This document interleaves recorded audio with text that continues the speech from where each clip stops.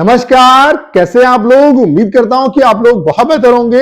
SSC CGL 2025 mains की जो answer की है इसका लिंक अपडेट हो चुका है। तो आंसर की जो है वो आपकी कब तक आ सकती है, कब तक आप अपनी जो आंसर की है वो देख पाएंगे। उसके अलावा इस बार आंसर की अलग तरीके से देखी जाएगी, तो क्या कुछ देखने का प्रोसेस होगा उस पर बात करेंगे। उसके अलावा इस बार आपकी जो मेंस की कट ऑफ है वो 110% आपकी कम जाएगी।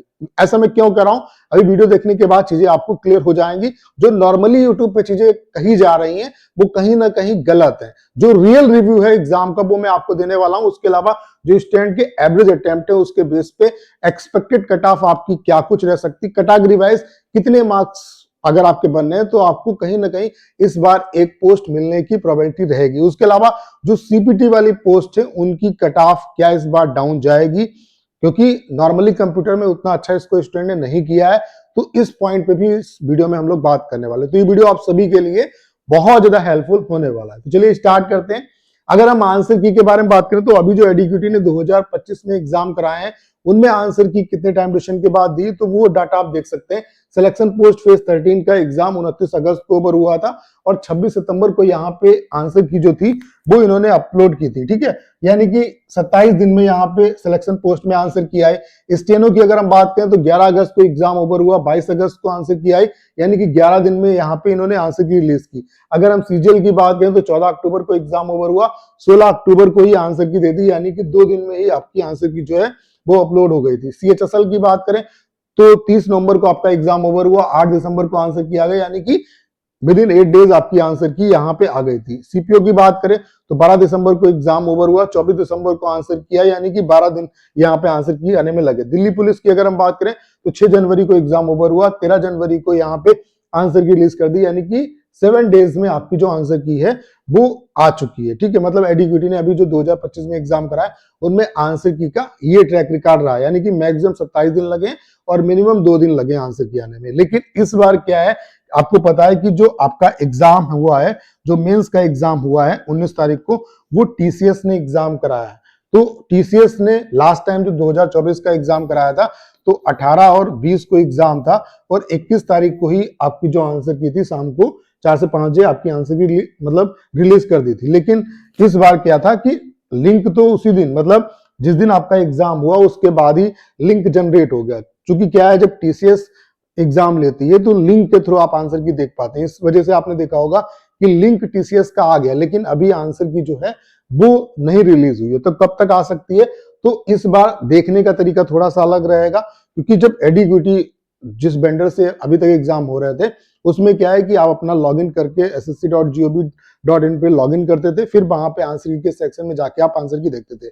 जब टीसीएस एग्जाम कराती, पहले जब 2024 तक एग्जाम हो रहे थे तो लिंक आता था, फिर लिंक जनरेट होता था, फिर एक्टिव होता था, फिर उस लिंक के थ्रू आप जो है आंसर की अपनी चेक कर पाते थे। तो इस बार भी यही हुआ है कि जैसे ही आपका एग्जाम ओवर हुआ आपका लिंक जो है वो जनरेट हो गया। लेकिन अभी क्या है, इसमें बग दिखा रहा है। आप देख सकते हैं कि यहाँ पे जो टाइम ड्यूरेशन दिखा रहा है वो 18/3/2025 दिखा रहा है कि 18/3/2025 से ये एक्टिव होगा, लेकिन डेट तो कोई अलग है। तो पहले क्या है, अभी एक बार ये अपडेट होगा जिसमें सही टाइम ड्यूरेशन दिखाएगा कि कब किस दिन आपकी आंसर की और कितने बजे आप देख पाएंगे। ठीक है, नॉर्मली जो टाइम रहता है वो यही रहता है कि 5 बजे के बाद आप देख पाएंगे। तो अभी क्या है, ये एक बार लिंक अपडेट होगा, फिर लिंक अपडेट होने के बाद जनरेट होने में आप ये मान के चलिए कि 24 से 48 घंटे में ये लिंक जो है वो जनरेट हो जाता है।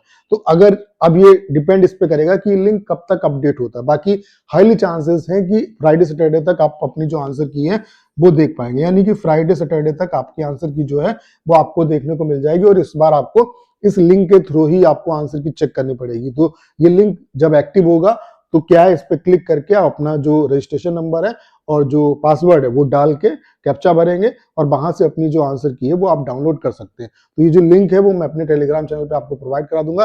टेलीग्राम चैनल का जो लिंक है वो डिस्क्रिप्शन और कमेंट बॉक्स में लिंक है, उसको आप ज्वाइन कर लीजिए। तो हाईली चांसेस ये हैं कि फ्राइडे सैटरडे तक आपकी जो आंसर की है वो आ जाएगी। अभी एक बार ये लिंक फिर से अपडेट होगा, फिर उसके बाद अपडेट होने के बाद एक्टिव होने में 24 से 48 घंटे आपके लगते हैं। ठीक है, तो उम्मीद है कि फ्राइडे सैटरडे तक आपकी जो आंसर की है वो आपको देखने को मिल जाएगी। ठीक है, उसके अलावा मैं क्यों कह रहा हूं कि इस बार आपकी कट ऑफ कम जाएगी, उसके कई रीजन है।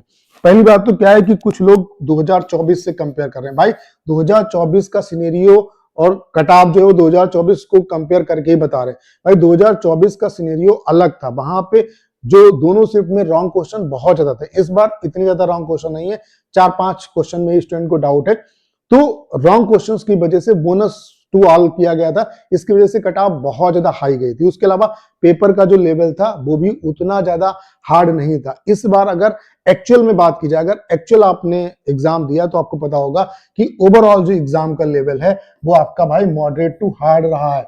उसका आपने जब एग्जाम अटेम्प्ट किया होगा तो चीजें आपको क्लियर हो गई होंगी, सिर्फ रीजनिंग को छोड़ के। रीजनिंग एक ऐसा सेक्शन था जिसमें क्वेश्चन मतलब ठीक ठाक अटेम्प्ट कर सकते थे स्टूडेंट, मतलब स्टूडेंट ने 28 तक की इवन जो है क्वेश्चंस को राइट किया है, बाकी और कोई सेक्शन इतना ज्यादा इजी नहीं था। तो रीजनिंग आपकी इजी थी। मैथ्स जो था उसका लेवल मॉडरेट टू हार्ड रहा। उसके अलावा इंग्लिश भी जो है मॉडरेट रही है, इजी नहीं रही है, क्योंकि जो पैसेज आपके 3 पैसेज पूछे गए 15 मार्क्स के, इसमें जो हिंदी मीडियम वाला एस्पिरेंट है उसको बहुत ज्यादा प्रॉब्लम हुई होगी। और अगर मान लेते हैं आपने सारे के सारे अटेम्प्ट लिए होंगे तब भी 3 से 4 क्वेश्चन गलत होने की प्रोबेबिलिटी रहेगी आपकी, ठीक है। तो ओवरऑल इंग्लिश को भी आप इजी नहीं कह सकते, तो इंग्लिश का भी जो लेवल है वो आपका मॉडरेट रहा है। उसके अलावा जीके जीएस भी जो है वो मॉडरेट लेवल की रही है। स्टेटमेंट बेस्ड जो क्वेश्चन एडिक्विटी पूछती थी उस तरीके क्वेश्चन नहीं थे, ठीक है। तो ओवरऑल जो पेपर है उसका लेवल मॉडरेट टू हार्ड रहा, इसकी वजह से आपकी कट ऑफ डाउन जाएगी। उसके अलावा दूसरा रीजन ये है कि कंप्यूटर ने जो है बच्चों के पसीने छुड़ा दिए। जो सीपीटी वाली पोस्ट है उनके लिए 27 नंबर स्टूडेंट को लाने होते हैं, तो इतने भी स्टूडेंट के मार्क्स नहीं आ रहे हैं। तो इस बार सीपीटी वाली जो पोस्ट है उसकी कट ऑफ क्या डाउन जाएगी, तो हाईली चांसेस है कि सीपीटी वाली जो पोस्ट है उसकी कट ऑफ इस बार 27 ना जाकर के हो सकता है यूआर की कट ऑफ 24 ही रहे, ठीक है।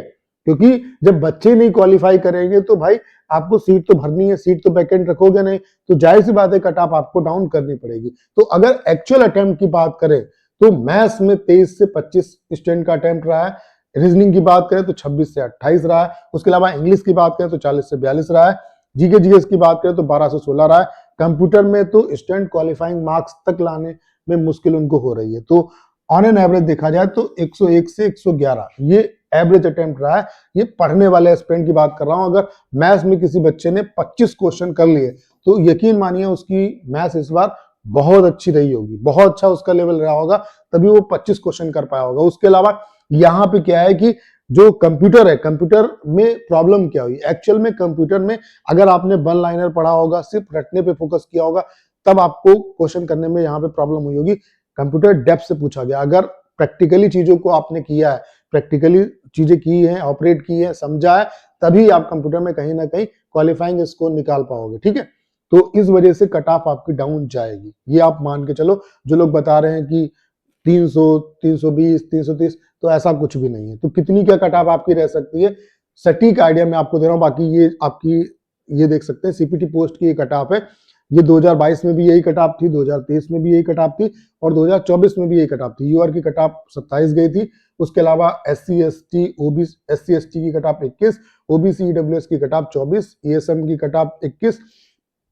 मतलब ये कि यूआर की 27, ओबीसी ईडब्ल्यूएस की 24 और एससी एसटी बाकी जितनी भी है उनकी 21 गई थी। ये 2022 में भी इतनी थी, 2023 में भी इतनी थी, 2024 में भी इतनी थी। लेकिन इस बार ये कट ऑफ हाईली चांसेस है कि और डाउन जाए, क्योंकि एक्चुअल में सीट तो खाली रखेंगे नहीं। जब बच्चा स्कोर ही नहीं कर पा रहा तो फिर इतने में तो सीटी वैकेंट आपकी रह जाएगी। तो हाईली चांसेस है कि इस बार ये कट ऑफ 27 ना रह करके आपको 24 देखने को मिले, और ये वाली जो कट ऑफ है वो 21 देखने को मिले, और ये वाली जो कट ऑफ है वो आपको 18 नंबर देखने को मिले। बाकी मिनिमम जो आपको कंप्यूटर में मार्क्स लाने हैं वो यूआर कैटेगरी वाले जो स्टूडेंट है उनको 30%, ओबीसी ईडब्ल्यूएस को 25% और अदर जो कैटेगरी है उनको 20%। यानी कि यूआर कैटेगरी वाला जो स्टूडेंट है उसको मिनिमम 18 नंबर कंप्यूटर में लाना ही लाना है। ओबीसी और ईडब्ल्यूएस वाले को 15 नंबर, बाकी जितनी कैटेगरी वाले एस्पिरेंट हैं उनको 12 नंबर लाने ही लाने, तभी वो क्वालिफाई होंगे। तो ये मिनिमम मार्क्स चाहिए आपको क्वालिफाई करने के लिए। बाकी हाईली चांसेस है कि सीपीटी वाली पोस्ट के लिए कंप्यूटर की जो कट ऑफ है